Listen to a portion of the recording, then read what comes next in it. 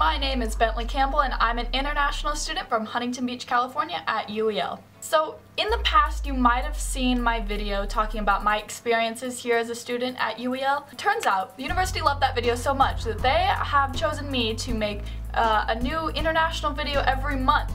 I've decided to call this series What's the Soup?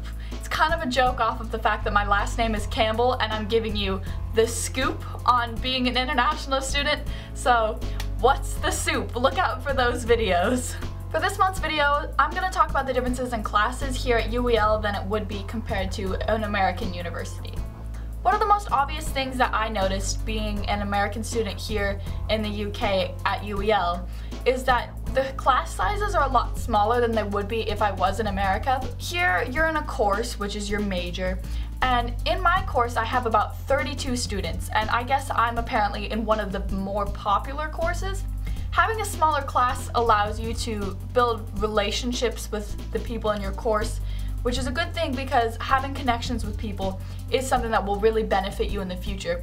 And having smaller classes also means that you get to know your professors, since they're not struggling to get to know 200 plus students. They're only learning 30, so they'll have more time to be able to get to know you as a person, which I think is really important. The only possible downside of this is that you don't get to pick like what time you have what class on what day. The reason for that is because the classes are so small, there's not enough people for them to like do multiple sessions teaching the same class. There's just no point if they're only going to be teaching 5 people. One of my most favorite things about UEL is in my course, I don't have to do any homework at all. For me, I think I've had one thing that was like possibly even a homework assignment that I could have done during class, so it really wasn't even homework. The way my grade is compiled is I have to write an essay for each term, and then there's one individual assignment. So for my film analysis class I have to do a workbook, and then for film history I had to give a presentation. And I mean, compared to going home from class every day and doing like a page of homework, I mean, it's really simple and it's not very time consuming at all. And since my grade is only made up of the 2 essays and the other alternate assignment, I don't have any tests or exams at all. However, since there are no exams, which exams have right and wrong answers, like by the book, we have to set up a type of system where there's no bias. So basically, your professor will grade your paper, and then they'll give it to somebody else to grade too.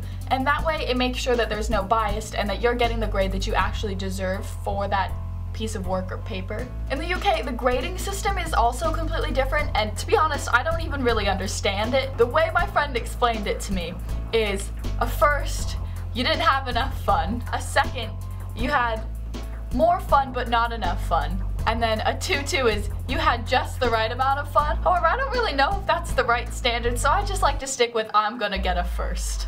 One of the best things about going to a university in the UK rather than America is that you get to graduate with a bachelor's degree in just 3 years rather than 4. And the reason for that is because there's no general ed, which I explained in my last video. So, I mean, no general ed, 3 years for graduation, I mean, why not?